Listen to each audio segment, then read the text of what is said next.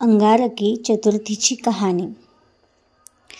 अवंती नगरीमध्ये शिप्रा नदीच्या तीरावर भारद्वाज मुनी राहत होते।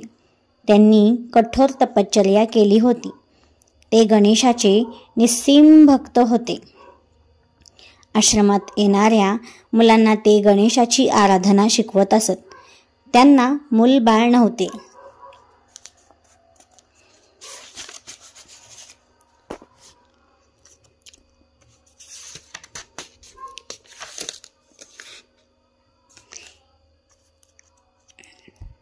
एके दिवशी भारद्वाज मुनी नदीमध्ये स्नान करून काठावर ध्यान करत बसले।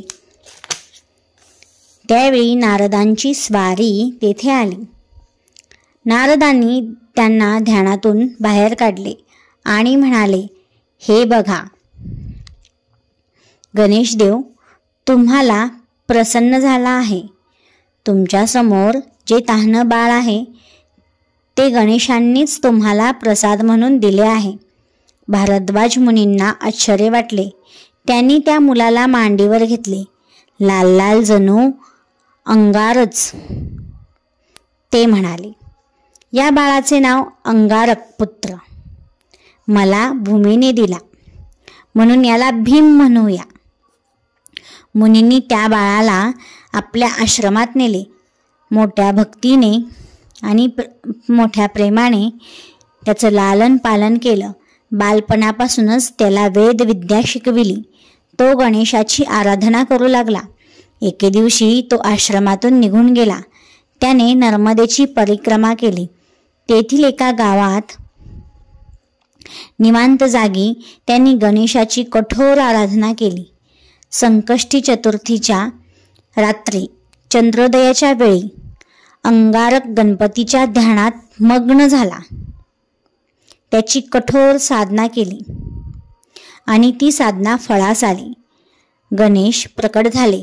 ते म्हणाले, वत्सा, तुझे कल्याण असो।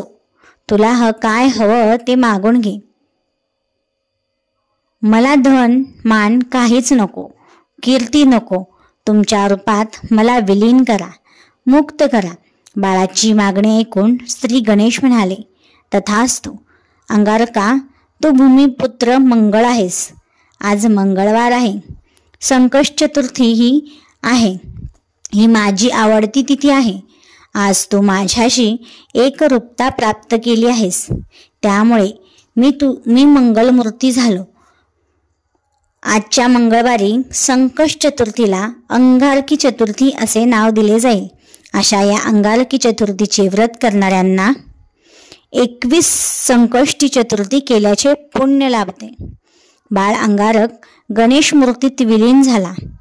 पुढे अंगारकी चतुर्थीचे व्रत सारेजण निष्ठेने करू लागले। त्यांना गणेश देवता प्रसन्न होऊ लागली।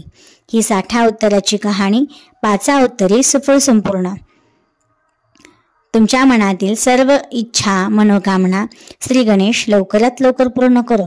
जर तुम्ही भक्तीची शक्ती या यूट्यूब चॅनल सर्वप्रथम आला असाल किंवा माझा आवाज सर्वप्रथमच ऐकत असाल तर तुम्ही या चॅनेलला नक्कीच सबस्क्राईब करा।